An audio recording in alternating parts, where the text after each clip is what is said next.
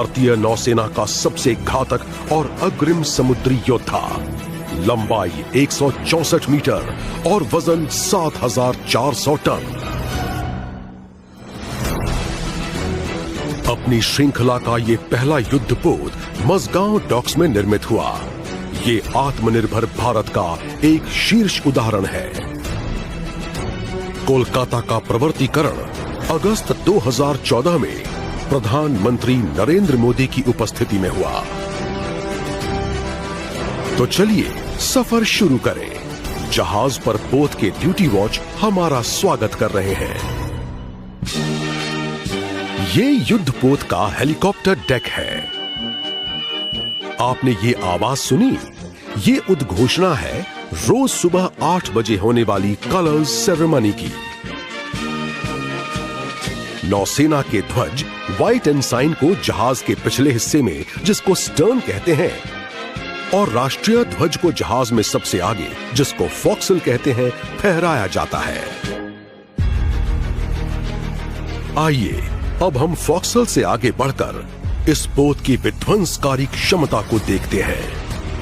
Bharat heavy electricals limited द्वारा निर्मित इस SRGM से समुद्री जहाज, हवाई जहाज या फिर समुद्री सीमा पर हमला किया जा सकता है। आइए आगे बढ़कर चढ़ें मिसाइल डेक पर। यहां स्थापित है ध्वनि की गति से भी तेज घातक स्वदेशी ब्रह्मोस मिसाइल्स, और उसके साथ स्थित है बराक 8 पोत से हवा में मारने वाली सरफेस टू एयर मिसाइल्स, और इनके पीछे हैं स्वदेश निर्मित रॉकेट लॉन्चर्स, जो कि त्वरित रफ्तार से दुश्मन की पनडुब्बी पर आक्रमण करते हैं। अब आप देखिए गार्पून बल रेडार, जिससे जहाजों की जानकारी मिल जाती है।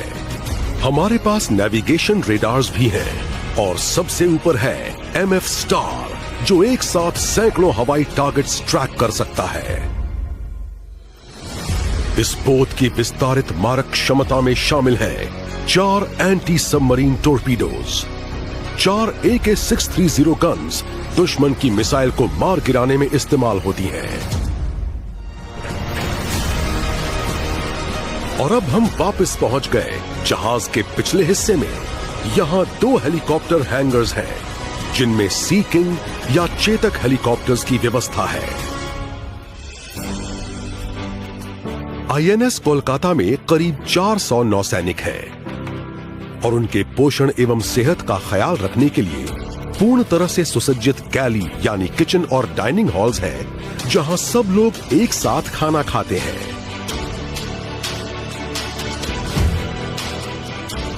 कोलकाता का ऑपरेशन थिएटर नौसैनिकों के अलावा बचाव एवं राहत गतिविधियों में रेस्क्यू किए गए लोगों के लिए भी काम में आता है। जरूरत पड़ने पर बीच समुद्र में भी सैटेलाइट लिंक के जरिए स्पेशलिस्ट ओपिनियन लेने की सुविधा है। जहाज में जगह जगह पर प्रदर्शित हैं स्मृति चिन्ह, जो याद दिलाते हैं कोलकाता के अजेय भाव, इतिहास, कौशल और महान धरोहर की। और अब अंत में हम आ पहुंचे हैं इस पोत के कमांड सेंटर, इसके ब्रिज पर, जहां से इस विशाल युद्ध पोत की सारी गतिविधियों का संचालन होता है। ब्रिज पर हर वक्त 24 घंटे कार्मिक सैनिक तैनात रहते हैं। नौसेना एक उत्तीर्ण सेवा है, और ये आपको मौका देती है कि आप अपनी आजीविका का रास्ता स्वयं चुनें और अपना लक्ष्य खुद निर्धारित करें। हमें बहुत खुशी होती अगर आपका साथ कुछ देर और मिलता, पर वक्त की पुकार है, दायित्व निभाने का समय है। कोलकाता शीघ्र ही बंदरगाह छोड़ देगा।